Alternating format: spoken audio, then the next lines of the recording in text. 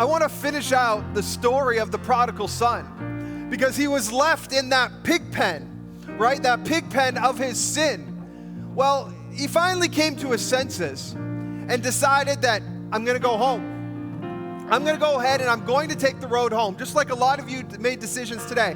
That was your road home. But this is the thing. Too many times what happens is we run away from God when we're sinning instead of running to God. So that prodigal son, he decides that he's going to go ahead and make that road home. Except he believes that he isn't worthy to be a son anymore. He decides that, you know what? Yeah, my father's servants are living better in his house than I am. I don't deserve to be called his son anymore, so I'm going to go home, but I'm just going to go home and be a servant. See, too often this is how we feel as Christians, that God will forgive me, but I'm only going to be a second-class Christian. I've made too many mistakes. I've done too many things wrong. I don't deserve to be called his son or daughter. Well, guess what? You don't. None of us do. None of us deserve to be called a son or daughter. But it's only because what Jesus did on that cross that we have access, that we have grace, that we are called sons and daughters of his. Because of what Jesus did, there's nothing inside of us that makes us worthy. See, too many times you think, I'm never going to be the man or the woman of God that he's called me to be because of my past. But that son, he decides to go ahead, I'm going to take the road home, back to my father's house, and I'll just be a servant. I'll just be a servant. But what happened next to everyone that was listening to Jesus speak?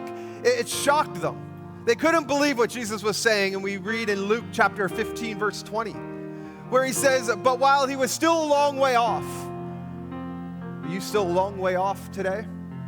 His father saw him, and he was filled with compassion. He ran to his son, threw his arms around him, and he kissed him. See, you may be here today and feel unworthy or less than, like you don't deserve grace, like you don't deserve a second chance. None of us deserve a second chance. But the heart of the Father is that you would be forgiven. And for those that raised your hands, the Bible tells us you are forgiven. Those that prayed that prayer, that believed in your heart, you are forgiven. Jesus' road to Calvary, his crucifixion, was the greatest act of love known to man. And he did it for you. It doesn't matter what your past is, doesn't matter what you've done, it doesn't matter how far you've strayed or how big the sin. He died for you. Jesus died a brutal death, but 3 days later. Amen, church?